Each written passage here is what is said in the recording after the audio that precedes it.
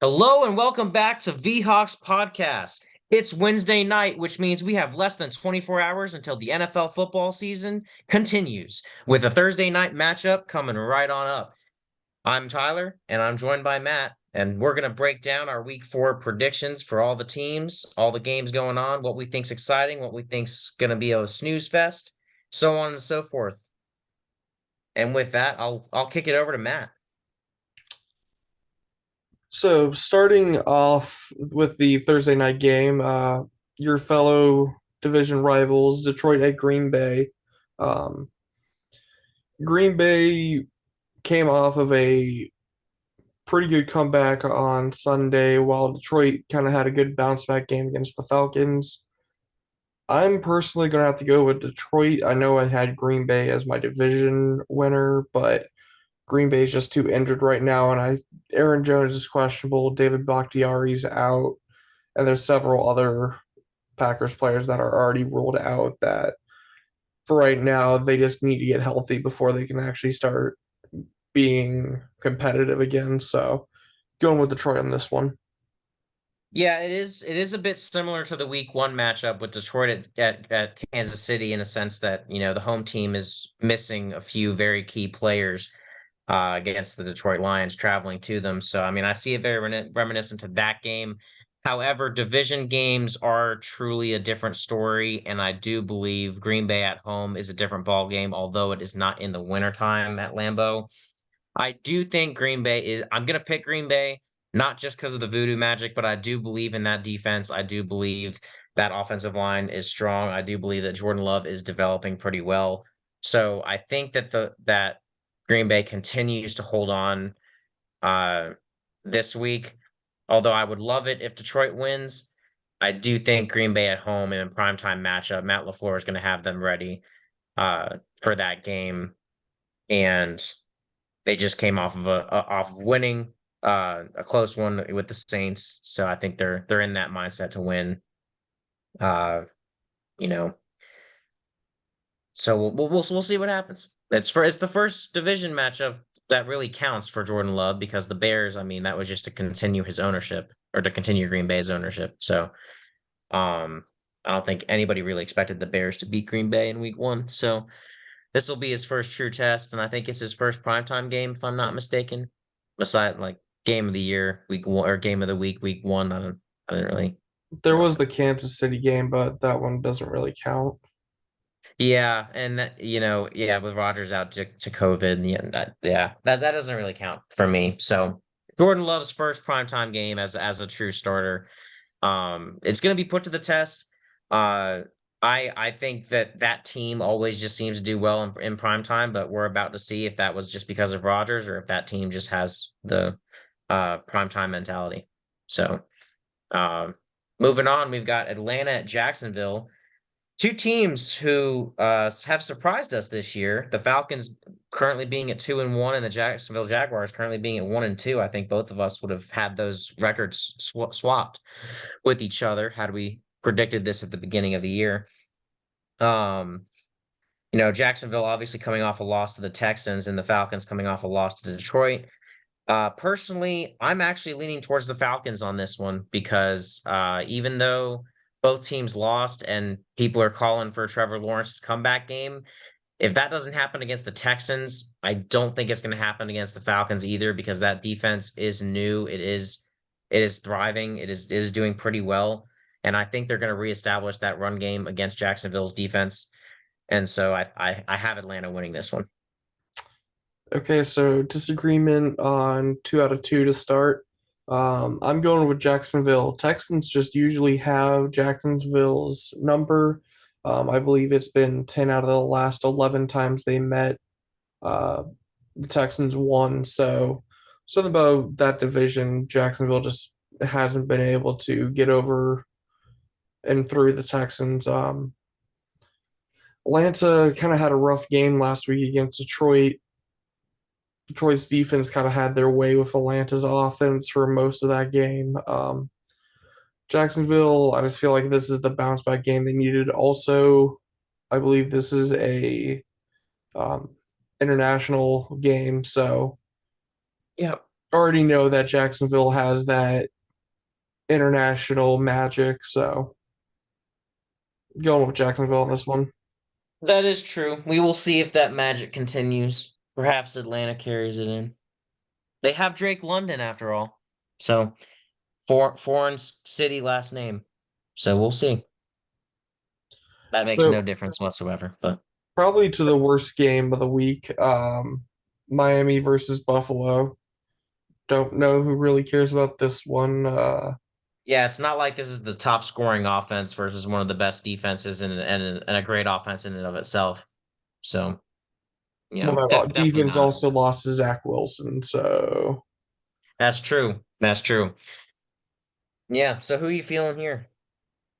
I'm gonna have to keep going with Miami. I know at some point that offense will have to cool off, but I just feel like Jalen Waddle will probably be back by this Sunday.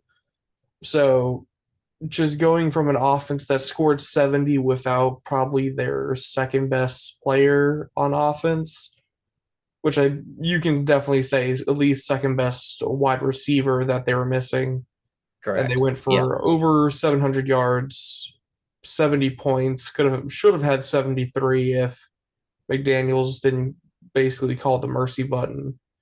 Right. So I'm going with Miami to stay hot. 3-0 right now. I'll believe they'll be 4-0 after this week. I agree with everything you said. I mean, and I think it's one of those things where it's hard to pick against Miami until they lose or until something happens to them. Everybody kept betting on Deion Sanders and the Buffaloes until they lost to Oregon. I don't think it's the same type of thing because these are all NFL teams. It's not like, Deion Sanders' lines were so, undersized compared to Oregon, so it was bound to happen at some point when he goes up against all these big schools. But in the NFL, everybody's same level, so I feel like Miami's just that team you have to ride with until they show you that you can't ride with them anymore. Yeah. Um, I mean, the Bills showed you week one they are capable of turning it over and they're capable of definitely losing a game they should win. And Miami is going to be their toughest opponent yet, and so I definitely think that it'll be a true test for both teams. It is a division game, so I won't be surprised either way. But I'm going to continue to ride that Miami train. Um, that somebody's got to stop that offense. So maybe it'll be Buffalo, but I'm not saying it's going to happen this week. Moving on, we have the most exciting game between two Super Bowl contenders. So why has this game been flexed yet? I thought this is supposed to be the Sunday night game. Yeah, this I thought this was going to be a Sunday night matchup, or at least game of the week for the 425 slot. Like Yeah. I don't understand, or maybe even given its own day because of its importance. I mean, Denver and Chicago, Yeah, put it on Friday night. all eyes should be on this game.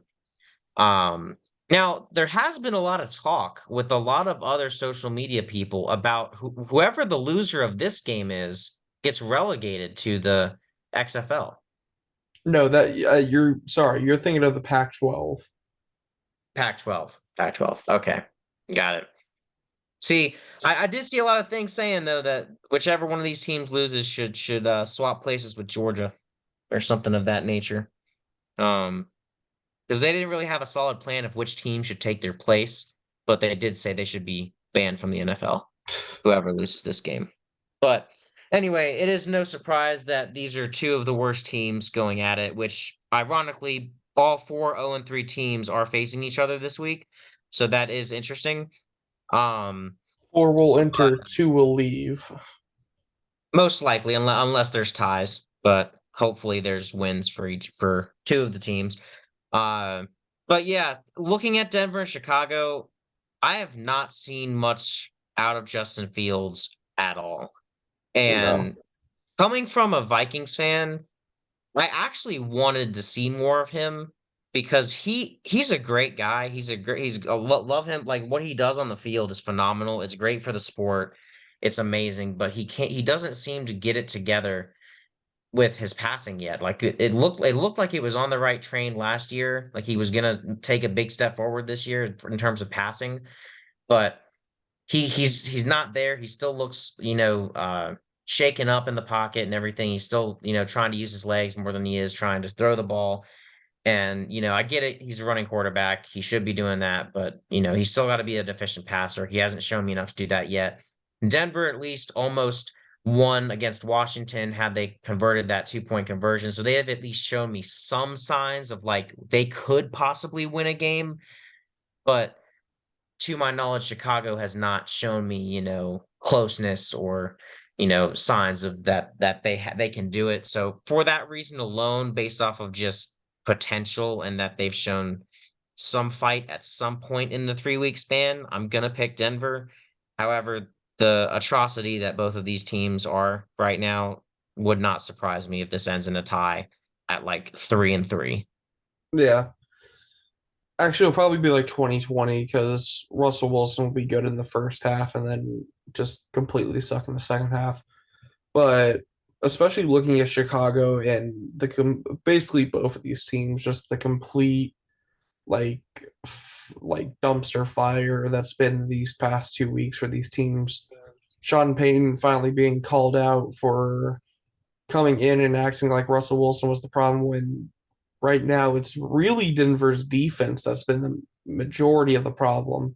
Russell Wilson actually hasn't been that bad. Um, Chicago, on the other hand, last year when they started having Justin Field come out of the pocket, they did pretty well. But now, for some reason, they are making him a pocket passer again, which okay. Interesting tactic. We'll see if that works. So far, not really. Both teams kind of got handed on a platter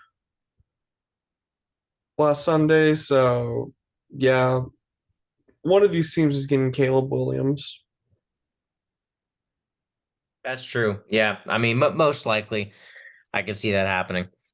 Uh, that this very well could determine it right here. Who gets Caleb Williams?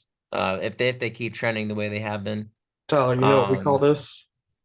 the Tank Bowl. Yes, sir. Yes, we do. Yeah, but even if you're fans of this team or of either of these teams, I don't know if you're watching it this game. Like, do you even watch the game until You you know do. who wins? You do. Interesting. To find out Yeah, who gets Caleb Williams. that's true. That's true. I can see it that way. All right, moving on to Baltimore at Cleveland. Two injured teams. Well, Baltimore more along the lines of like most of their team, and Cleveland without Nick Chubb. I equate those as about the same. Um, but you got the Ravens traveling to Cleveland, and again another divisional matchup. Two 2-1 teams, both showing a lot of grit. But I gotta stick with Cleveland. I don't know what it is about that defense that has just been revitalized and is looking like a top 5 defense this year, especially with Baltimore's injuries mainly being on the offensive side. I feel like And Cleveland is defense. gonna figure out, huh? And defense too. Yep. Okay. There you go. More opportunities for Deshaun Watson to get back to form, or at least stay decent. So, more of a reason for me to pick Cleveland. You just made me feel more confident in my pick. Um, Cleveland's been looking great on defense, and Deshaun Watson's been getting a little bit better as far as week 3 versus week 1 and 2 is concerned. He looked better. So I mean, uh, they're starting to put the pieces together. That defense is really rocking, and I think the Ravens are still going to try and figure out how to use the pieces that they still have that aren't injured. So I think they're going to start. They're going to keep figuring it out. I wouldn't be surprised if this is a close game, but I am going to pick Cleveland to win because I can't trust Baltimore with all those injuries, and that Cleveland defense is very scary. So Tyler, I have a couple questions for you. Yeah, So that Ravens game was at Baltimore last week, right, against the Colts, correct. and now this one's at the Browns. Yep, And last week, the Colts quarterback was Gardner Minshew. yep. Who do you trust more, Gardner Minshew or Deshaun Watson? The fact that I have to pause for this question Yeah, that's bad. Just shows you how bad Deshaun Watson was But after like last week, recently. But after last week, I will say they both look decent after last week. But as far as like, moving forward, Anthony Richardson's going to come back for the Colts. So Deshaun Watson, I would say, has more trust as and of who has the better defense, the Colts or the Browns? the Browns. So Ravens lost last week in overtime at Yeah. home against a far inferior team to who they're facing this week. Yep. I feel like the Ravens started off hot now to go back to 500 while Cleveland goes 3-1. There you go. So hard agree. I was wondering, like, is this dude about to make a big argument for the Ravens? And am I missing something? Did they just sign somebody huge? Like, oh, it had me worried there for a second, man. But yeah, going to go with Browns on that one. Next up, Cincinnati at Tennessee. Tennessee looked bad last week. They weren't having to play the Chargers defense. Oh yeah. Cincinnati still kind of looked a little rough against the Rams. It just depends on Joe Burrow's calf, honestly. Um, this is kind of a weird game. It's a weird matchup on both sides of the ball. So It really there's a is. couple of games this week that it's just like these were weird in how the schedules matched up. Yeah, the way the seasons have turned out so far, and the way the schedules are turning up. I mean, who could have predicted that you'd have, all four 0-3 teams facing each other in by week four? I mean, Yeah. that's crazy how that worked out. But I mean, you have teams going at it who are missing their starting quarterback, and division games going on with those same problems. Like, uh, this is just. I feel like you've got both sides, but going different directions. Like Cincinnati's offense is climbing back up after looking completely anemic and able to do nothing week one. Starting to pick it up a tiny bit in week two, and then doing more last week to get the win. Tennessee had some power at week one and two, like a little bit, but not so much. And then they just did nothing last week. Like we said that their whole offense had five less yards than Justin Fields, who didn't even get 100 yards passing. Yeah. So, I mean, you have an anemic offense from last week. Then again, I mean, playing Cleveland's defense, so I mean, sure, but it feels like they're trending the different directions. And But even then, I like, still don't. And who do you trust more in this matchup, Joe Burrow or Ryan Tannehill? That's an easy answer. but it's Um, also now any other day, it's definitely Joe Burrow. But Joe Burrow with a calf injury where he isn't able to get the amount of push on the ball that he needs to get downfield, which that's a major part of that Bengals offense. The past 2 years for right. them going to the championship, they've been like number one in the league on passes 15 plus yards and touchdowns that are above Hmm. 15 yards. But right now, Derrick Henry hasn't really looked that good. Ryan Tannehill is just Ryan Tannehill, which you're never going to Yeah. really win anything with him. And that Cincinnati defense stepped up last week against the Rams. Yeah, but So, that was also due to some injuries. But right now, just on momentum wise, I feel like the Bengals are going to take that Monday night win into this game, yep. and Titans are just trying to find something right now. And every week, I will ask this question of why is Ryan Tannehill still the starting QB? I mean, they've whiffed on their other two picks. They had to. I Yeah. mean, Willis in the preseason did not look comfortable, and then I don't think Levis even started. Um, I could be wrong there, but I don't know if they've Levis liked what did they've seen out start, of him. but or Will Levis did play, but Because he didn't even get hurt in like the week one game or something? Because I know week two we saw nothing but Will because we played them week two in the preseason and we saw nothing but Willis. it's been weird. Like they tried to pull like the Green Bay Packers when with getting a quarterback when they want to rather than they need to, but Right. neither pick has really worked out. And like Derrick Henry's just getting older. You're not the amount of years you have is dwindling by the minute, if not by the second. DeAndre Hopkins has been decent to start out the year, but it's just one He's wide slowly been receiver. gaining a target share. I mean, it seems like they finally figured out like, okay, we have a top wide receiver back again. We're not without AJ Brown or Julio, or D Hop. So we finally have a weapon to throw to. Um, so we don't have to do Derrick Henry every single play. So I feel like they need to just give him the Randy ratio, some version of it for D Hop, and go back to Derrick Henry. And that's whoever the second receiver is on that team. They've got to step up. They've got to show they can beat one-on-one coverage, and make the defense adjust. So I'm not saying I don't think it's going to happen in this game, or if it does, I still think Cincinnati's going to pull out the win. But for Tennessee to be successful moving forward, those two things have to happen. They've got to get D Hop the ball more, and they've got to have some other guy step up, or they've got to go sign another receiver.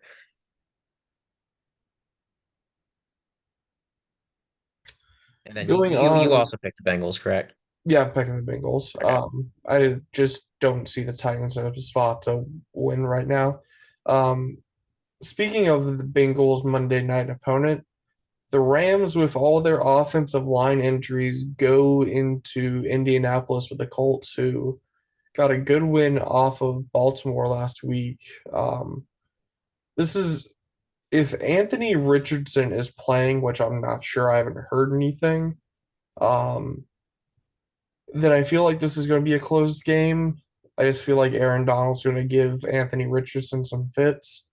Hmm. But if that offensive line for the Rams has disintegrated into last year's offensive line, Matthew Stafford's going to have some issues because we saw the Bengals' defensive line is good, but it's not like an elite defense. Right. And all the trouble and fits they were giving him last week, where they didn't convert a first down or a third down conversion until less than 2 minutes left in the game. Like, Hmm. if the Colts can get any pressure on him, if that offensive line is still bad, it's going to be a big issue for the Rams. I'm going with the Rams just because isn't Cooper Kupp also supposed to be back this week? I think it might be next week. I think they're still trying to be safe with him, Yeah. but I wouldn't be. I mean, he could try to tough it out and say I'm good to play this week. It is only Wednesday, so um, if this was a Thursday game, I guess would be he would be out. But since it's Sunday, he's probably going in listed as questionable or doubtful. Would be my guess, but I don't But think if they've they go confirmed down status yet. 1-3, that's going to be an issue for them. For sure. And I think that the Rams, Sean McVay, I mean, he's one of those coaches that you can't really count out too much. And I think that the Colts pulled out a tough win against an injured Ravens team. And I mean, whether Anthony Richardson is back or not, I mean, yes, I agree that if Anthony Richardson is back, it'll probably be a closer game. But I do think looking at the opponents the Rams have played this year and you guys, the 49ers and the Bengals, I do think that, that defense is going to slip under the radar a little bit because, you guys are a great offense. So they let up points to you guys in their win.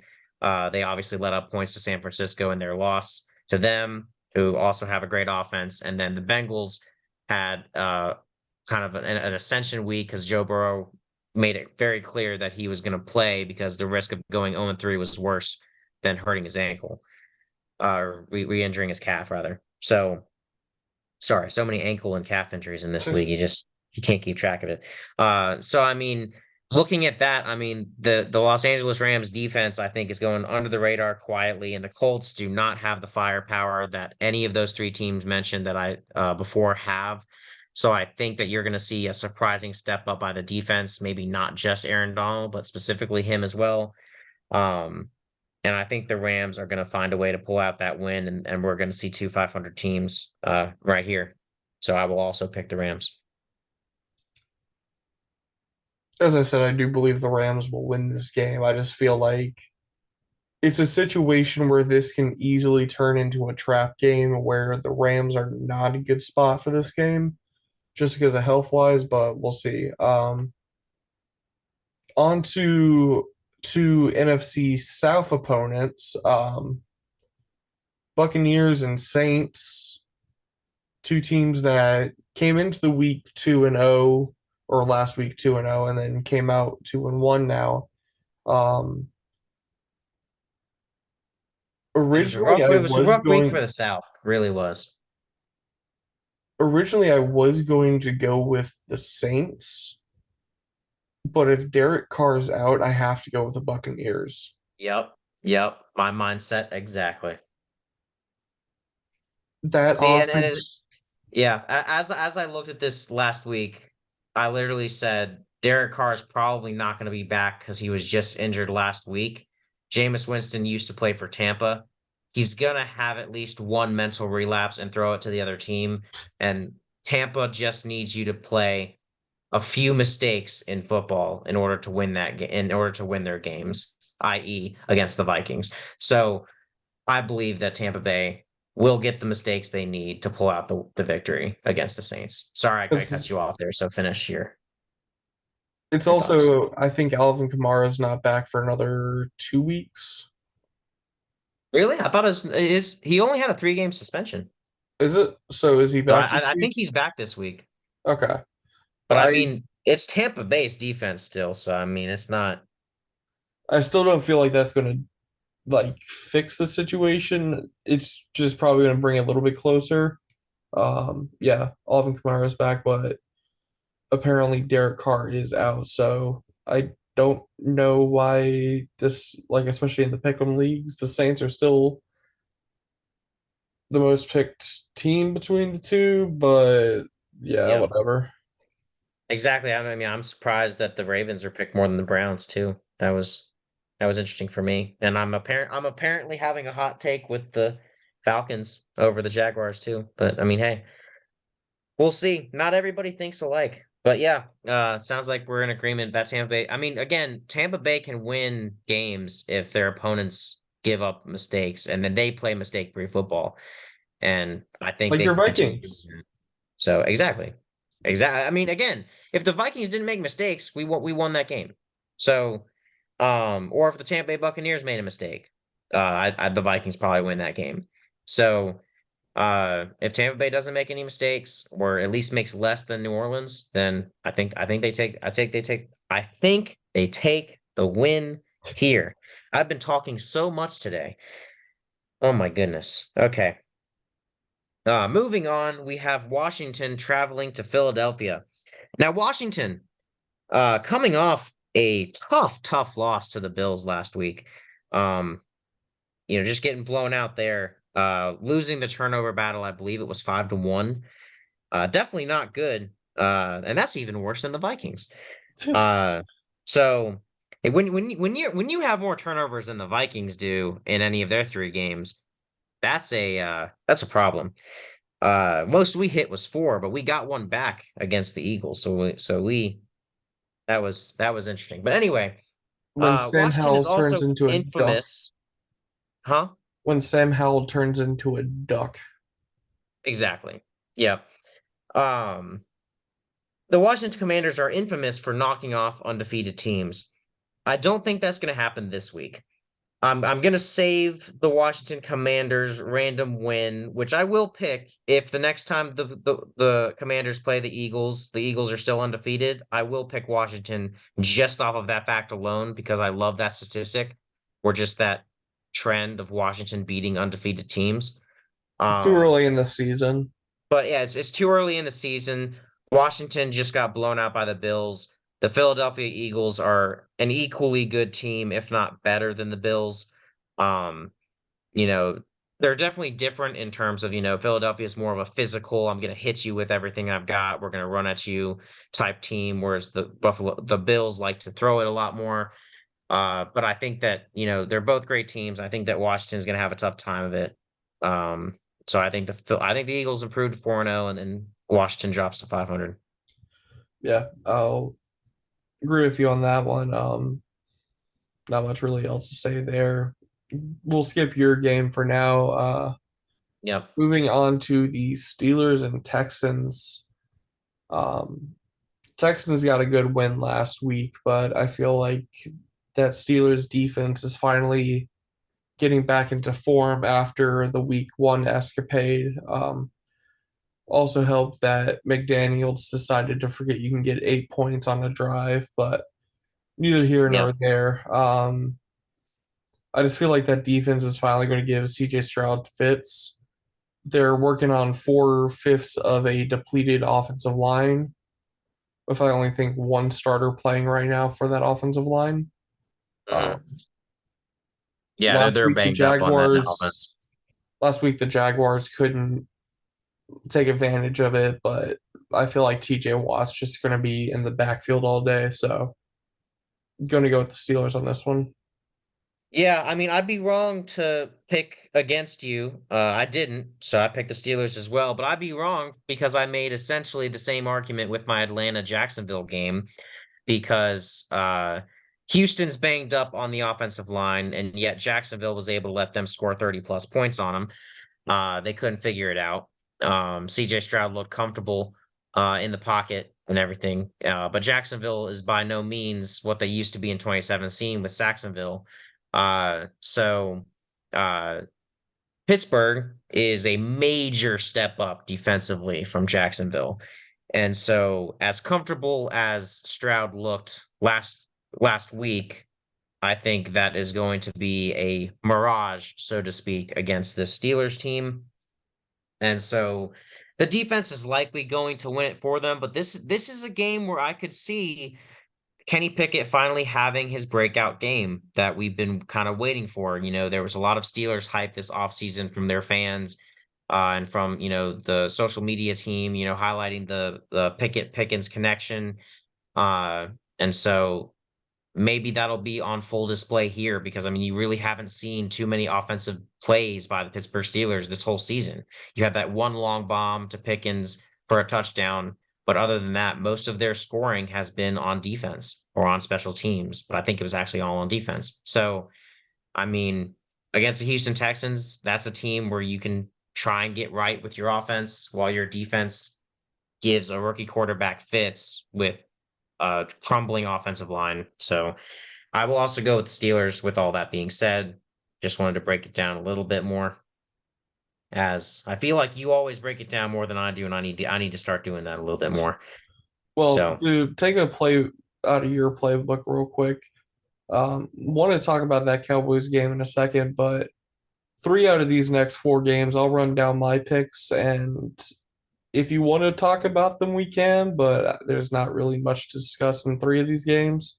Um, I agree. I agree with Chargers, that. Raiders, I have Chargers. I do too.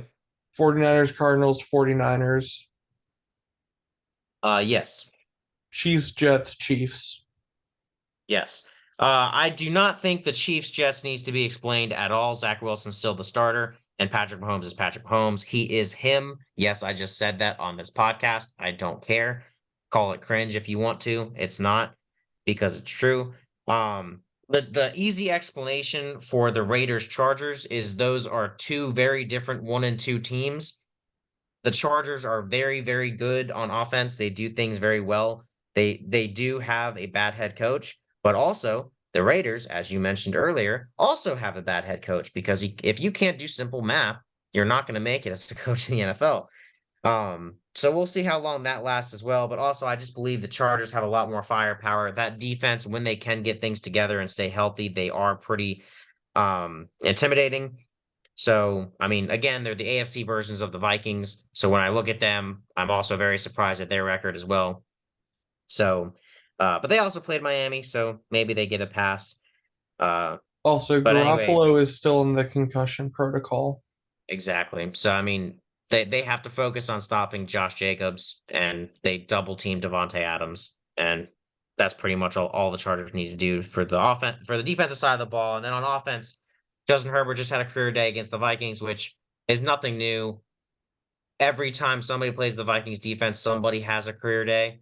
So uh, that's nothing out of the ordinary. But that Chargers offense has looked potent pretty much every game. Arguably not, maybe not the Titans game, but pretty much the whole stretch so far. They've looked pretty potent. The Raiders did not look great against the Buffalo Bills, so I do think that we're gonna start to see a little bit how the West is gonna shake up, and the Raiders are probably gonna fall to that number 4 spot, and the Chargers are gonna start going to that 2 spot. Yeah, Well, that sorry, we have the Broncos. We're gonna start the split for 2 and 3. I forgot about the Broncos for a second, being the Broncos. yeah. So, and then yeah, so let's go to the one of the four that we probably were going to talk about a little bit, which is the New England Patriots traveling to the Dallas Cowboys, which, as it looks on our screen, that apparently is the game of the week, Yep. which makes no sense. Collects Miami and Buffalo, you cowards. Honestly,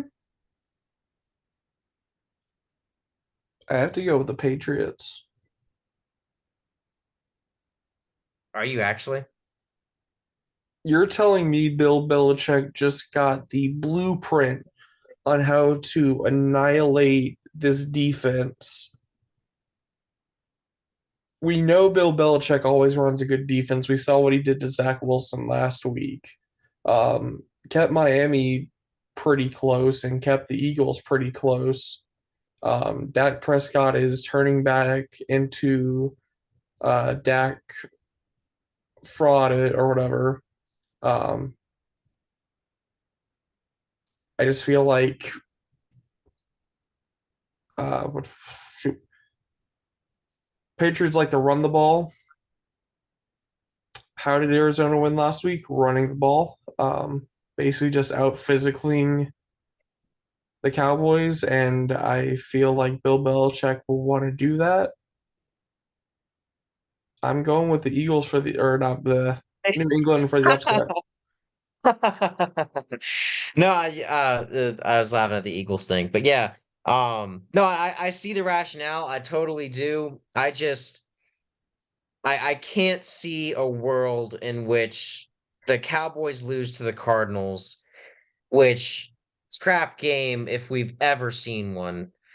Uh, and the Cardinals obviously drawing up the blueprint, but I just can't see the Cowboys not having any adjustments on both sides of the ball after seeing that performance. And also, the Cardinals do have some weapons. Their quarterback, questionable, because we haven't seen much out of the quarterback because I think this is his first season, like actually starting, or like, because I think, because the starting quarterback is Blau, right? And he's been a backup in Detroit and some other places for a few years, right? If I'm not mistaken. For who? Um, the Cardinals. I believe their starting quarterback is David Blau. Could be wrong. Um, I know he's one of the QBs in their lineup. Not the Um, starter though. he is? No, he's not the starter. Oh, he's not? It's Dobbs. Oh, it's Dobbs. Duh. Oh, yeah, yeah. Oh, yeah, yeah. That's right. Dobbs has looked good, and he had a coming out party against the Cowboys for sure. Along with that running game, but they've got some weapons on that team. New England's star receiver, beside like their star weapon besides Ramondre Stevenson and Ezekiel Elliott, if you even want to say that's a star, which I don't. Um, I believe their leading receiver is Juju Smith-Schuster. Like, is that the best receiver on their team? Like they don't have weapons on the outside, I don't think. Like legitimate weapons. So the loss of Trayvon Diggs is not going to be seen as much, in my opinion, against New England as it was against the Cardinals, um, with Brown on the outside, Rondale Moore kind of playing running back and receiver, kind of mixing it up wherever he wants to play. Um, I think that Weapons wise, New England just doesn't have it. I think Dallas is going to reestablish themselves and they're going to come back from that trap game. That's personally where I'm leaning towards. They still do have an elite defense. I mean, yes, they are without Trayvon Diggs, but they still do. They still can move pieces around, and I think that they're going to figure out how to do that. They're going to uh motion or not, I guess, well, however you do it defensively, they're gonna get the look they want, and then they're gonna move Micah Parsons over to a different side at the last second and then blitz him off wherever he is because they're gonna find ways for him to win and the other guys on that defense. Uh I can't see them not doing that. And I think that New England defensively is gonna struggle with Dallas's offense. I think this is a chance for Dak Prescott, Tony Pollard, and the rest of that offense to reestablish themselves as well. I think they need this game, and I think that they're going to grab it, possibly just off of sheer will alone. If they don't, though, I'll be very happy to play that song with you again next reaction video. Accident waiting to happen. Yes, sir. All right, now moving on to our games. Since we just ended with the Sunday night game, we might as well roll into the Monday night game, which is the Seattle Seahawks taking on the New York Giants. Yeah, I mean that okay, so I'm gonna let you talk about it, and then I'm just gonna probably say a sentence or two, and then I'll be done. Okay, so Seattle's gotten 2 wins in a row, going to the Giants for Monday night primetime. Mhm. And when you have it, Jamal Adams is having his season debut against probably the keep forgetting his name. Gosh darn it. Matt Breida, the No, starter in running place of back. Saquon Barkley. Oh, yeah, Saquon. Uh, probably missing Saquon. Um, Right. Matt the Breida's filling in for him. Yeah. the weaponless Giants. I think Tariq is most likely coming back, so our secondary is getting healthy again. Um, so hopefully by Monday we will have majority of our secondary back starting again, which that will be a major help. I feel like Geno Smith is finally getting back into it. Especially in the second half last week, we were finally getting a good mix with a run and pass. I just feel like Giants have not looked even like mediocre yet this season. Um, Mhm. their only win was pulling a major comeback against the Cardinals. Um, then you had the Cowboys.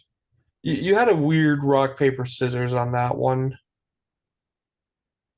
Yeah, the Cowboys beat Cowboys have the historically been good Giants. against the Giants. Giants beat the Cardinals. Cardinals beat the Cowboys. And Seahawks are going to beat the Giants. So 3-1. Here we go. There you go. I also picked the Seahawks. You're far and away the better team on both sides of the ball. I would say there are arguments to be made that on paper the Giants have a better defensive line, but I don't think they've really shown it. But on the other hand, they've played Dallas and San Francisco as two of their games, and Dallas was at full strength. So I mean, but you also have that barely getting the win against the Cardinals and not scoring points for the first 6 quarters of the game, getting outscored 60-0. So Of the that really season. does just is that wasp or that gnat that just keeps flying around and bugging the crap out of you. Whenever you look at the Giants. Uh I will say I'm getting feelings. And I don't want to because I want to root for the Seahawks with you, and I am picking them. But I do have a small amount of nervousness after what I saw from the Seahawks Panthers game that this could be a trap. I Yeah, don't want it to be. But because of what I saw in Carolina against you guys, and that was in Seattle. Carolina only that lost by was our trap 10 game. with all that with 8 false starts. Andy Dalton at QB, and I got his name right. um Stop Sam Darnold. Correct. He's the backup for the 49ers. Um, because I finally remembered it this time because I'm just tired of getting it wrong, even though I personally don't think it matters because you're gonna get the same out of both of those guys. Um, at this point in the game anyway. But anyway, that offense putting up 27 against you guys at Lumen Field was scary to see. That first half with Brian Burns and the rest of that defense if affecting Geno Smith was scary to see. If the Giants can come back to form at their home stadium, that could be a If trap game. I'm if just warning you of it if because again, I'm still picking Seattle because you're far and away the better team. But after seeing the Cardinals beat the Cowboys, I don't think any team is safe from an upset. so, quick question: Yeah. who are the Giants' wide receivers? There's that guy that kicked our butts. What's his name? Uh, Hold on. 1 second. I'm gonna pull him up, and I'm literally gonna just see highlights of him beating Patrick Peterson. Um, Well, he's not going against like a 35 plus year old cornerback, so right. Um, Isaiah Hodgins. Um, and they got Jalen Hyatt, Darius Slayton, Sterling Shepard, Paris Campbell, and Wandale Robinson. yawn. So, yeah, not the most not the most star-studded wide receiver room, but also, I mean, the Panthers have an aging Adam Thielen. They have DJ Chark. And they have a guy named Mingo who I've never heard of until this year. So, I mean, again, you kind of have guys um who aren't really big names, but Hodgins had great games last year personally against us. Both of the games he played in the regular season and the playoffs, he was a major factor. So I just know that the Giants, when they're counted out, especially, can definitely surprise you. Except when Um, it comes to the 49ers and they still get their tail kicked. yeah, that's true. Or the Cowboys and they still get their tail kicked. Yeah. Um, but again, there are the start of the season slumps. Again, I'm still picking Seattle. I'm just saying, like, this has the feeling of a trap game because you guys are actually traveling this time. So, All I'm trying to say is the what would have been our trap game was last week. right. I mean, maybe it's just because their team seems built similarly to Carolina's right now. So maybe that's the only reason I'm really saying that. Um, but Daniel Jones. I mean, I would trust Daniel Jones more than I would trust Andy Dalton to run an I don't offense. agree with that, but So, I mean, at this point in their careers, I would. Now, if it was Andy Dalton a couple of years ago, I would probably take Andy Dalton. But or I if it was still Daniel trust Jones a Andy couple of years ago, Dalton's decision making better than Daniel Jones. yeah, well, that's true. But yeah, again, still picking Seattle. Just making that very clear.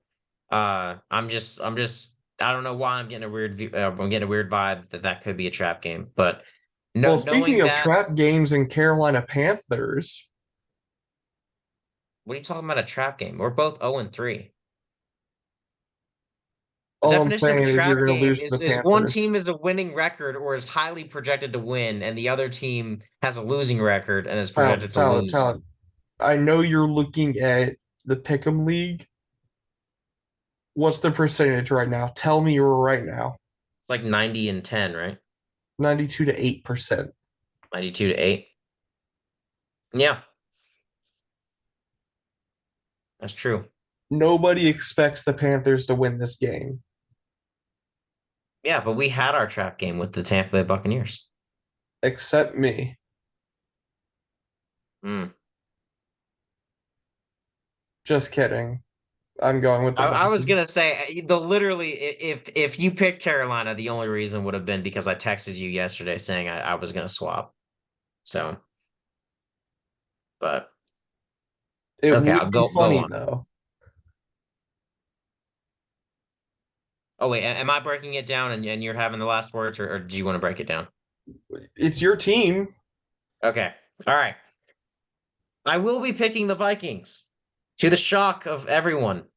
Uh, Not really. because I have not picked them since week one, and I have said I will not pick them until they give me a reason to pick them. They still have not given me a reason to pick them. I want to make that very clear. This team can and probably will lose this game because just because the ability of the Vikings to lose games is a superpower they have that I will never understand. There is no kryptonite to it either. JJ can't solve it. There is no kryptonite. So the way I see it is I look at the Vikings remaining schedule. Funny enough, our remaining schedule does contain the rest of the 0-3 teams. We play Carolina, we play Denver, and we play Chicago twice. So those are the only teams in which I can definitively look at my schedule, and not even definitively, just over 50%. And I can just say, we should be able to pick up a win here. Should. And with Chicago, it's more like I see at least a split to where I'm like, we can at least take one away from Chicago this year. So the most right now I'm seeing for the Vikings to where I can look at the schedule and be like, I have at least 50% confidence in my team to win this game are three games: Carolina, Denver, and one of the Chicago games. So with that being said, I have to pick my team because I have confidence that they still have the skill that they need. They're finally not facing an elite defense, which is great. Granted, the Chargers was not an elite defense, but they still had pieces that they needed, and it was uh they got the pass rush that they needed, and then Brian Burns still poses a major threat. So I again, it's a very losable game for the Vikings. But when you look at both sides of the ball for Minnesota and for Carolina, Minnesota is the clear better team, and if they don't win this game, it's basically over. So this is when we truly find out the If it mental wasn't already toughness over.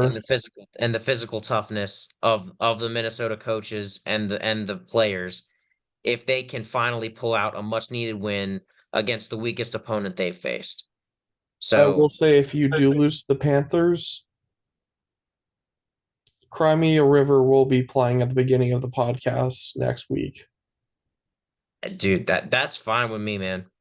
Um, I already feel nervous as hell for picking my team because I feel like my voodoo magic needs to continue working. But And now it's about to work with you losing. we'll see. It's been working with me losing when I pick the other team. Well, no, now it's going to actually kick in. So now my team's gonna win because I picked them. No, it's going to be the opposite now. Oh well, then The that I voodoo wouldn't call magic, that work. I wouldn't call that working then. whatever. Yeah, because my voodoo magic has been working because the Minnesota Vikings have been losing, and I've been getting the pick'ems right because I've been picking against them. But again, like I mean, it wouldn't make much of a prediction show for VHawks podcast if I just picked whoever the Vikings were facing each and every week. That'd be pretty boring. And I believe that you'd probably get mad at me because I'd just be sitting here, wallowing in self pity or some crap like that, and you'd be like, "Come on, Tyler, will you pick your team for once?" Like you don't want me to see me only pick my team week one against the Buccaneers, get proven wrong, and then never pick my team again. That's not So you're something that. reading my mind now. Okay. Yeah, I am. But I'm also just keeping it real. I wouldn't want you to pick the Seahawks for every game or to pick against the Seahawks for every game because that doesn't Which make I it fun. haven't. Exactly. Technically, I haven't. You've been good. You've been very good. It's just the past 3 weeks, I felt like these were actually no, past 2 weeks. These or this week and last week were both winnable games. Right. Yeah. And again, I agree. I may have just said too much about the Monday night game. I really think you guys are gonna win with that. There's a slight chance, but It's going to still be a you guys close game just because it's Seattle. right. What I was trying to say is I feel like this is just going to be a close game just because it's also a Monday night game, which every primetime game, unless you're the 49ers just kicking the world out of somebody, um, it's just gonna be a close game. But I really feel like if between the Panthers game and that game, the Panthers game was really our trap game, especially with Mhm. Andy Dalton, who has given us fits before, like specifically last year with the Saints. So Yep. And I'm glad you brought that up because that's a perfect segue to another reason why I feel slightly more confident in Minnesota is because we are historically bad at facing backup quarterbacks. Historically bad. And we usually face the backup quarterbacks the first week that the backup quarterback has to play. And that's usually difficult because, and I like part of me understands why we're historically bad. We usually don't have a great defense at all, which is bad for backup quarterbacks because it allows them because they know the game. They can just come in there and be like, all right, cool. I know what this defense looks like. I'm going to throw the ball here and I'm going to win the game. But now we have tape. We have a full game of the Carolina Panthers with Andy Dalton against the Seattle Seahawks to watch and know how Andy Dalton is handling that offense. So we at least have one game to look at and go, okay, here's his tendencies, here's who he likes to go to in this situation, so on and so forth. So that's another reason why I feel just a little bit over, like I'm saying, it's just a little bit over 50% that I feel confident that Minnesota will win the game. Um, so I believe with that amount of tape, they're both 0-3. But again, I also feel on paper, these are two different 0-3 teams. We've been in every one of our games, and we've been in it for one score against quality opponents. Granted, the Chargers 1-2, so they're not a winning record, but I would still call them a quality opponent based on what I've seen, especially from that offense. yeah, But we can argue that if you want to, but moving on, Eagles undefeated, last year's NFC champs, undoubtedly a great team. And the Buccaneers, surprising everybody this year, 2-1. Granted, is against us and the Bears, but that defense is still looking elite. Losing to the Eagles was not really a surprise to either of us. Again, reigning NFC champs kind of does it to you. Um, and so I'm just like, we've got Justin Jefferson, we've got TJ Hawkinson, we've got an electric rookie in Jordan Addison. We've got Daniil Hunter on the other side, who is behind TJ Watt for the most sacks. He's behind by one. So, I mean, you got star power like that. Kirk Cousins is leading the NFL in passing yards. Yes, you heard me correctly. I don't know how, but he has more passing yards than Tua. It's by like 30 or 40, so it's not a crazy amount. But he is in first in passing. Justin Jefferson is the leading receiver. That one I think is actually by a little bit more meaningful number, I think, than Tyreek Hill. Um, versus how it looks with Kirk Cousins versus Tua. But he's already like Cousins is already over 1,000 yards. It's crazy in 3 games. He's well on pace to to like hit a new yardage record, at least for his career. Uh, Justin Jefferson's on pace to break 2K, well away from it. And Daniil Hunter's on pace to get a sack record possibly. So, and again, this is against one of the worst offensive lines we've seen so far. So our defense has been blitzing. We blitzed 82% against the Chargers. Do you know how many times we sacked Herbert? Once. We had one strip sack against Herbert, blitzing 82% of the time. That's atrocious. But credit to the Chargers offensive line. They have a great line, and Herbert has excellent pocket awareness, not to mention he has a good amount of mobility. Kind of reminds me of like a taller and slower Russell Wilson back in the day. So um looking at the Carolinas offensive line, nowhere near the Chargers. Looking at Andy Dalton, nowhere near Justin Herbert. Our defense might actually be able to do something here. And our maybe. offense should be able to put up more points than we should allow Carolinas to put up. So with that being said, I will just barely above 50% pick Minnesota.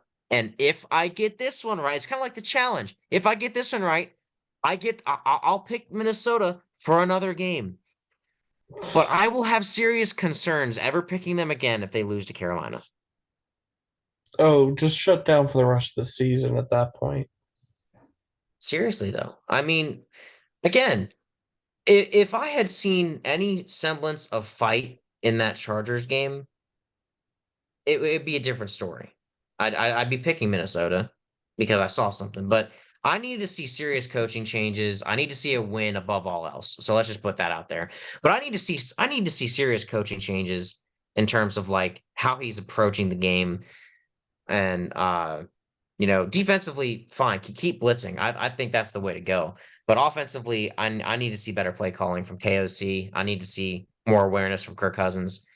Not pocket awareness because he's never going to have that, but more awareness of the sense of the game in the sense like, oh, you have 40 seconds left. Not let's not waste 30 seconds of it by trying to figure out the play call and try to get this all out and not being able to hear myself. Oh, the fans are the reason why we lost. He didn't actually say that, but that's basically what he said with his excuse. Um, but no, yeah, I mean the leading wide receiver on Carolina is Adam Thielen, who used to be on the Minnesota Vikings. The leading wide receiver on the Vikings is Justin Jefferson, who is the best receiver in football. So on paper, we should beat the Carolina Panthers. Should. And again, it's like I have like 52% confidence.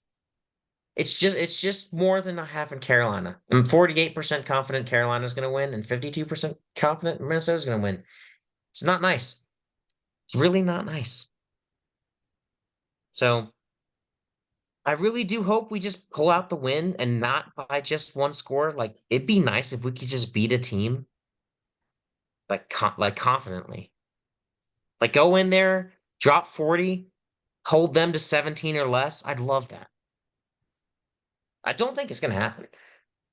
Final score, in fact, a final score prediction, if you will. Minnesota 31, Carolina 28.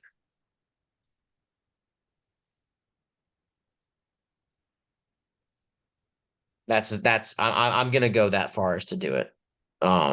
If they lose though, just flip the score. Carolina wins. So, and that would actually be very fitting because our kicker's been good, so only natural he'd miss the field goal, and then Carolina would make it. So, um, but anyway, that about wraps up the predictions. I need to have confidence in my team.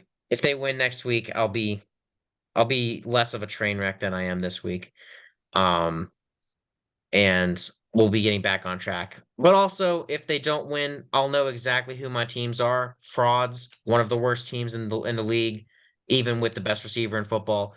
And I'll be coming on the podcast, and I'll be in the acceptance stage. Right now, I'm in the anger stage of that, traumatic experience process, right? Um, and so next week is either, I'm gonna have a healthy uh bounce back with a win, or I'm gonna reach acceptance. Cry me a river. So, or yeah, and yeah, if it happens to be acceptance, I'm gonna accept that song. I'm gonna accept Matt's ridicule. I'm going to accept all the haters, all the doubters. I'm gonna accept them. I'm gonna open my arms wide and be like, "Give me a giant hug because you were right. I was warned of this. Thank you for warning me." But anyway, that'll do it for predictions. Running on the season, Matt, if you could pull up your ESPN just so we can let our viewers know how we have been doing so far. I took a little bit of a hit last week, going 10-6 in my predictions. So I am now 32-16 on the year, which is exactly a 66.6% success rate. So pretty happy with that, but I would have liked to get a few more games right. Matt, 28 of 20. I think I got 10 out of 6 last week as well. So, there you go. So again, if you're having trouble figuring out why you should trust us, at least know that we're both above 50% in the Pick'em League. And if we can have any success predicting NFL games with especially this the season. Cardinals, especially this season, with the Cardinals pulling up the upset against the Cowboys, that should be reason enough. We also watch the games. We try to watch as many as we can. Obviously, we can't watch them all in real time, but I'm sure, I go back and watch most of the highlights on YouTube and try to catch most of the games and see who all did what and at least look up the stats. And I'm sure Matt does a lot more of it than I do because he tends to know a lot more of the teams than I do. So I know he dives real deep in there. I kind of just look at what I see from the teams based off of the highlights. So and the games that I watched more in depth. Like I feel like it's pretty easy to know which games I've watched in addition to the Vikings game each week. Because like there's certain teams where I'll just dive in, I'll go on a rant, and there's other teams where I'm like, yeah, I agree. They've looked strong. That's really all I say. I'm gonna completely lie about a game sometime just to catch you in the act. You're gonna completely lie about a game. Well, like what lie are we talking about? Like, are you gonna lie about who won the game? No, I'm gonna lie about it, like one of the players' performances. Interesting. Like I'll say Yeah, Calvin Ridley went off for like a buck 50 and two TDs. okay. Gotcha. So it's going to be something drastically different than what actually happened. Yes. Got it. And if you Okay. say you agree, then Right. yeah. But I think that'll do it for this episode. There we go. I got it. Yeah, well, and then I pointed out to Matt before we started the stream that this picture perfectly illustrates how the seasons are going. The Seahawks are bright, as is their future, and the Vikings are not, as is their past. See, first comes the past, then the present, which is apparently a nice design that fades over. Then the future is the Seahawks. I don't know what I'm trying to do here. I sound like a dumb art critic. But with that being said, let the fumbles be in the past. Let the bad decision making be in the past. Let's see a resurgence from the Vikings. Nah. Or we'll see acceptance. And maybe we'll get Caleb Williams. Because again, as I mentioned, you said the loser, but the loser, let's face it, would be the winner of the Broncos Bears game would get Caleb Williams. Yeah. We still play both of those teams. So I'm just saying, if we keep losing by the time we get to Denver and Denver loses that game, and then we go and we lose to Denver, we're number one. I'm just saying. Or if it's Chicago, we got two chances to lose to them. Just saying. Knowing our luck, though, because I also told Matt at some point during the year that I would be totally happy with the Vikings going 2-15, with the two wins being against the Packers. That would be a perfect season for me because I don't think the Vikings have ever gotten less than 3 wins in a season in their franchise history. We've never had like the number one pick or anything like that unless we traded for it. Uh, so I would love it if that happened, but knowing us, we'll go like if that were to ever happen, we'd get one weird win against a great team like the Chiefs or the 49ers or the Bengals or something like and the Bengals late in the year, so this would be once Burrow's healed or something. And then we lose the rest of our games and you'd be wondering, so the Vikings beat this great team, but they lost to the Bears twice, the Broncos, the Panthers, like they you just be rattling off all I just that's exactly what will happen if we're supposed to end up with like a top pick. So it is very Vikings. Our Super Bowl would be that game too. But anywho, um, that'll do it for us this week. Stay tuned for our reactions and our predictions coming out next week. It's bound to get interesting as we dive into the meat of the season. Bye weeks will start happening next week with week 5 going on for a while, so there will be less games to predict. So expect these videos to get shorter as they come, which I'm sure you're all looking forward to because these videos are too long. So that will be nice to look forward to, and we'll obviously have a better time keeping up with a little bit less games. So And then it'll be nice not having to predict the Vikings for 1 week, so I can't wait for like week 12 or week 13 whenever our bye week is. So because I won't have to worry about us losing. You can't like unless somebody gets injured, you can't lose the bye week. So, Until you do lose the bye week. well, I mean like in I yeah, I mean Justin I Jefferson. guess you could lose the bye week if like the Packers, the Lions, and the Bears all win. Or if But Justin Jefferson gets hurt during practice for a non contact injury. hey, we talked about this. We talked about this. We texted when Justin Jefferson was on the ground, and you were laughing at me because No, I I think you said I called me. no no no no no. I said I warned you. Needless to say, it is not okay. It will never be okay, and it's not okay. You don't joke about the franchise's future and their best player like that. No, because Imagine I if I thought just you were about to be down the pit of despair when he was on the ground. I was about to just cry. I don't know what I was gonna do. I was about to experience all the emotions. The amount of messages saying no repeatedly. I was going through a traumatic event, and for some reason, I decided to text Matt. Worst decision I've ever made, second to becoming a Vikings fan. I warned you. No. You did enough. You didn't warn me. You should have warned me that coming to you in times of actual scaredness for my team and trauma is a terrible idea. And now I know the hard way. So when DK Metcalf gets hurt, Bobby Wagner gets hurt, or Geno Smith gets hurt, or somebody like that gets hurt, I'm gonna actually be sorry for you because I'm not like you. Have sympathy. And I know how heartbreaking it is just to even think your guy's out. I was worried even with him coming back in the game. I'm like, why is he back in? He was just hurt. So,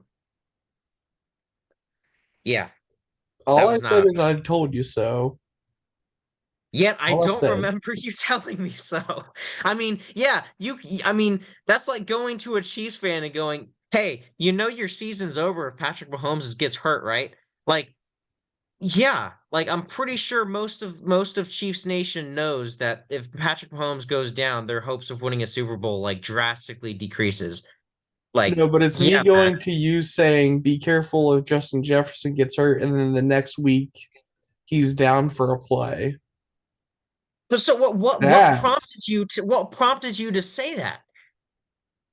you got your voodoo magic, I got my own. Wow. So my voodoo magic is to literally do well in the Pick'em League or to have the Packers lose or the Vikings win. And your voodoo magic is to injure NFL players. Well, and Wow. also guess your picks so you don't get them. Wow. Guess my Hendon picks. Hooker, Detroit. Oh yeah. You did have a great draft day with that.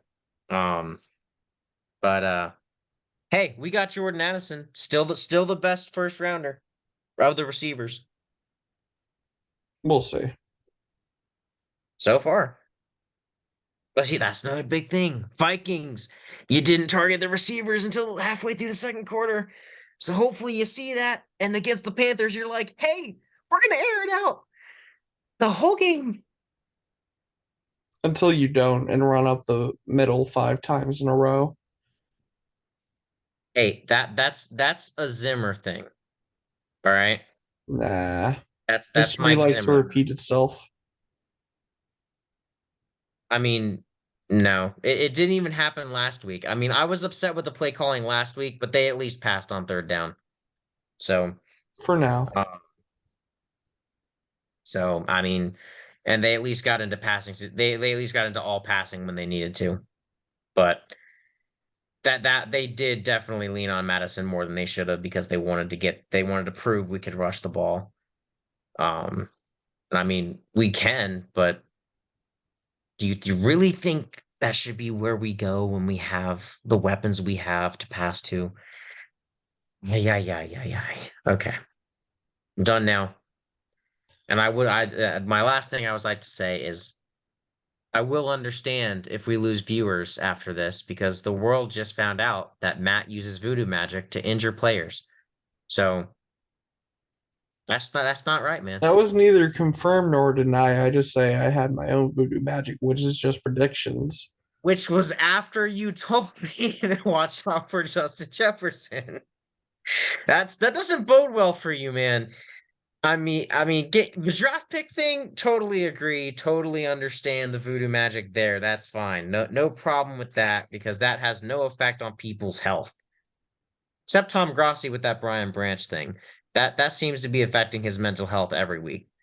So Well, especially when Detroit fans send every single play the guy gets. exactly, exactly.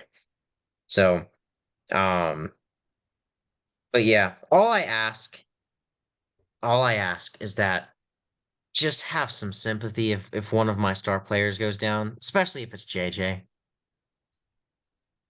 Because we don't have that many things to look for on the bright side as a Vikings fan. If you guys lose a player, at least you still have a winning record. And you could probably still salvage the season.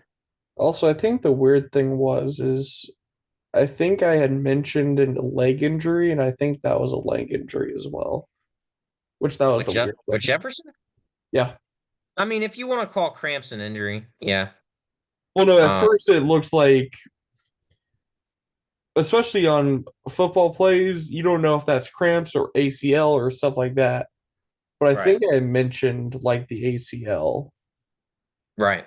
Luckily, with the Chargers game, we avoided that. So, for now. dude, dude, seriously. All right. So, just so you know, if we split and the podcast no longer exists in this format, and it's just By me by next week. myself and Matt by himself, it's because I'm just tired of him killing my players or threatening to kill my players. What? I think kill is a little far, don't you think?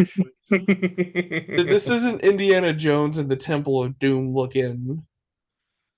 I don't know, man. You seem to be looking for it, and you seem to want everybody to die. Okay, It's okay, just yeah, called a don't little bit burn far your fetched, but star no, player into the ground like every other franchise does, and then the player gets injured and then it's just doomed. yeah, we don't want injuries. We don't wish for injuries. Not even against our fiercest rival. I've never been that type of fan. I hope you're not that type of fan. But knowing you warning me with Justin Jefferson, I wouldn't be surprised if you have a shrine that's just Nick Bosa on the side What?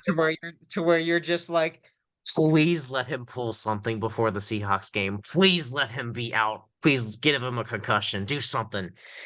And No, you that's just just have Aaron this Donald. this chain. Oh, it's for Aaron Donald. Hey, he admits it. It's I didn't get the player right, but he admits his shrine. Oh my goodness. All right. If you needed any more reason to tune back in next week, we're going to get deeper into the investigation of Matt's voodoo magic. And we'll see if the Vikings finally win a game. All questions will at least be attempted to be answered next week. Good lord. Again, this is a crazy NFL season, so no promises, but that is what we are saying to you. And with that, that concludes the week 4 predictions for VHawks podcast. Now I have a new number one hope. Please, Lord, do not let Justin Jefferson get injured this week. Thank you. If I don't watch the game and I start getting texts, I don't know what I'm gonna do, but it's gonna get interesting. Who says I'm going to text you anymore? If one of my players goes down, I'm not texting you. I Well, know, I no, know well enough. specifically if it's JJ. Or I'll just get on we'll start the podcast next week and you'll start screaming at me, but I don't know. I mean, I try not to respond to anger unless it's the Vikings. And since you're not a Minnesota Viking, I would hope that I'm not going to have anger towards you. So, I mean, if that happens, I'll sit here and do the podcast next week. I might not talk much. Um, I might just talk crap about the Panthers each week if it happens next week specifically, because likely he will have done it in contact or something with a Panthers player. So that would give me reason to hate the Panthers. So I would try to redirect it towards like, a non-specific person. I'd just be like, oh yeah, I just don't like the Panthers now, or whoever it is. You- So We'll just say like 10 words during the review, and then you'll talk during the next episode, but pretty much, yeah. it's going to be a one man show. We might be looking at next week that I literally just say that game shocked me, or like some game that shocked me, and then for the predictions, I'll just say the one word for whichever team I pick, and I won't say anything else. If Justin Jefferson goes down, because Adam Thielen's not on my team anymore, I have nothing to live for if JJ goes down, okay? At least if JJ went down, I had Adam Thielen. When Adam Thielen went down, I had JJ. I don't have them both anymore, Matt. You have DK and Lockett. When Lockett And was, Jackson Smith and Jigba. bro, bro, And Kenneth Walker. bro. And the rookie running back that took a man's soul on Sunday. That was awesome. That was awesome. Okay. Yeah, he Charbonnet, he popped a glass of Charbonnet. Yeah. And holy, that was a great highlight. I love that. And that's something we can end off on a good note. For sure. For sure. All right. Well, after that extended ending, that'll do it for this week. So I comment, swear, like, Matt. I subscribe. swear, I swear, I swear, Matt, if JJ gets hurt this week because of your stupid voodoo magic, It's not I don't even voodoo magic. It's just me saying it. It all tends right. to make things happen. Oh, thanks, man. Yeah. I mean, we both come on here every single week and talk about how much we don't like the Cowboys and all that type of stuff. But yet I don't hear you saying, like, hey, man, what if Micah Parsons gets injured? Hey, man, what if Dak Prescott goes down? What if this happens? Like, Well, no, yeah, because I it's don't gonna hear you saying happen. any of that. No, Tyler. It's gonna happen already. The accident waiting to happen. We know this. I don't have to Yeah. jinx them at all because they'll do it themselves. Okay, then why aren't you talking about the 49er? Oh, the Rams. Sorry, because apparently the Rams are worse. Why aren't you talking about the Rams getting hurt? Well, because the O line is already self destructing on itself. And ours isn't? What have I told you the past few weeks? Well, you're not a rival. What do you want me to say? Not anymore. We used to play you every year, but then again, we never won until the last one. So, Because Russell Wilson would air out for 303 touchdowns on you every game. yep, until the last one. Yeah, I but it will was still forever. like And 5-1. aside from the playoffs, that was like the only time you guys traveled to us. And that's literally one of the reasons. So, Do I have to remind you about Blair Walsh? Do you really want that tonight? did I not say aside from the playoffs? I know, but do you really want to be reminded about Blair Walsh tonight? Just so the audience knows, I'm the one who picked the picture for yesterday's episode. Oh, I meant to say last episode. I literally picked that moment for last episode because of the despair I was feeling and the despair I still feel. So Wide to the left. I'm fully aware. Yeah. And again, 2015 playoffs, Seattle traveled to Minnesota. Then it took till seemed like 2021, 2022. I forget. No, it was 2020 or 2021. You guys traveled to us. We finally beat Russell 2021. Wilson. Yeah. We finally beat Russell Wilson. Russell Wilson was not undefeated against the Vikings. Tom Brady was, but not Russell Wilson. Took you long enough, though. It did. It really did. Until But he hey, faces all you it as the took was Broncos one home Demons. game that wasn't in the playoffs. That didn't really even matter. Oh yeah, no, both of our teams didn't do shit that year. But um You know, it's all good. Anyway, all right. Well, now I've got to start praying for JJ's health.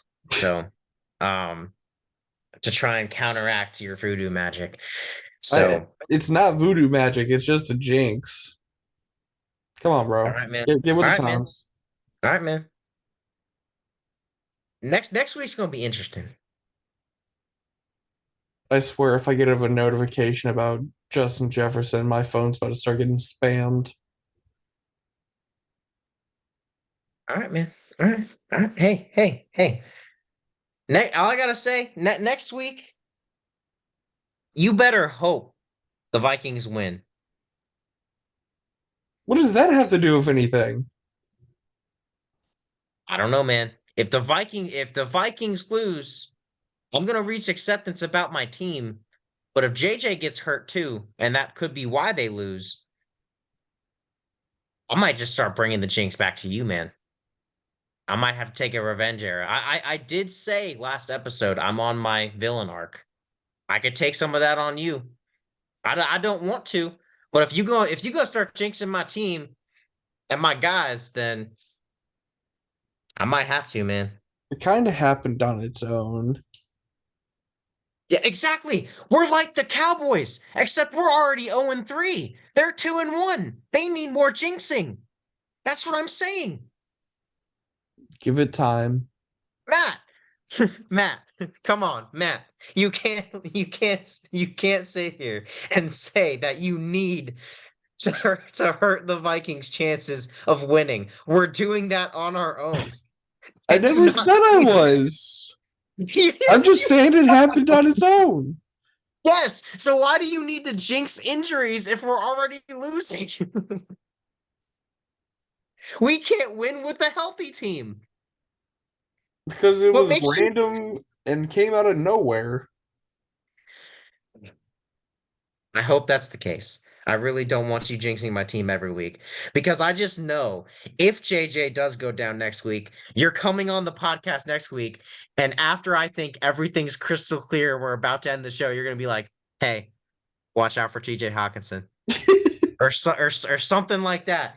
And oh, it's going to be my 13th Hey, reason. that rookie wide receiver. Mm. Don't you dare. Don't you dare talk crap. Just because you can't figure out how to make JSN work doesn't mean you have to hurt our rookie wide receiver. Only one can survive. Funny that one of those receivers is on the Ravens and he's still healthy.